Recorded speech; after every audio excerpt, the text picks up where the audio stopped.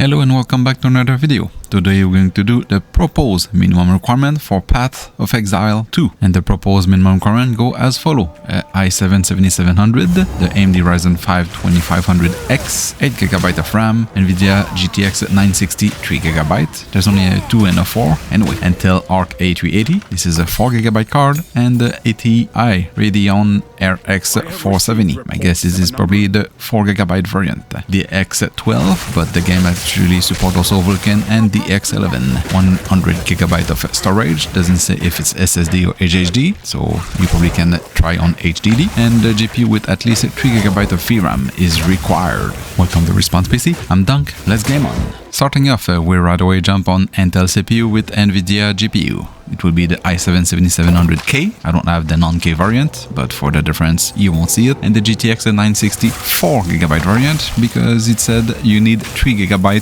VRAM minimum required. So the 2GB won't pass. We obviously aiming for 1080p 30 FPS at low settings, because the dev didn't mention the target. So we start off at 1080p and default setting, which puts the settings at medium texture and some high settings here and there.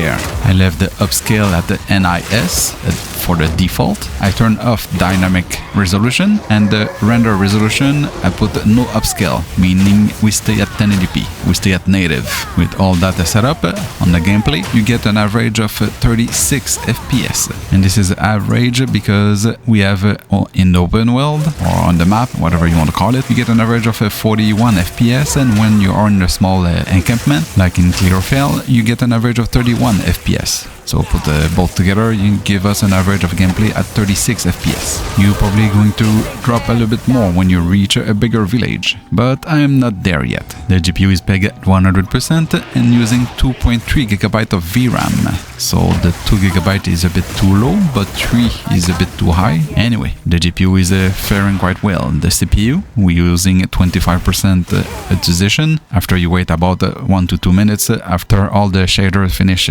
loading, the CPU will drop. Otherwise, the CPU, when you start the game, when it's the first time you came in, it will be at 90+% of utilization. For the memory, the RAM, we are 6.7 to 7GB of RAM. So 8GB is fair enough. The frame time is quite stable and smooth, but that's after the CPU finish loading everything. So when all the shaders finish by the CPU, the smoothness is there. And remember, we are at the medium and some high, so you can still play with some settings to put even lower if you want to gain more FPS at the cost of some high visual quality.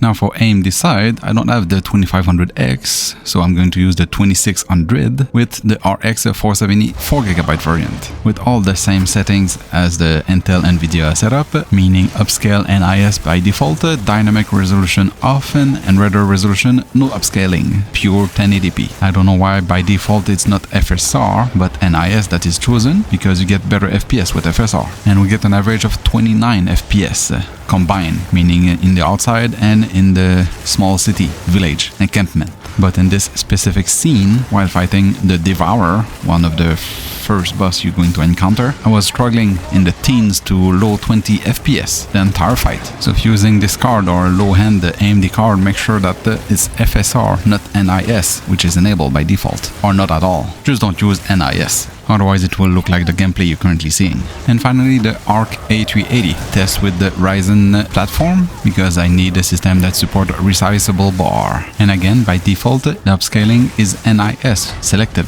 So switch to XeSS with dynamic resolution off, render resolution no upscaling at 1080p, and a mix of high and medium. Actually, the texture is at medium, the rest is at high. We get an average of 40 FPS. And again, with every card, you can play with the settings to get the better of your choice. Better FPS or better visual quality at 40 or 30 or 60 FPS, your call. As for the proposed minimum requirement, 8GB is okay, GPU seems to be okay, but the CPU is a bit too high. So we're going to find out in the real minimum requirement in the upcoming video. Thanks for watching, see you in the next one, and subscribe.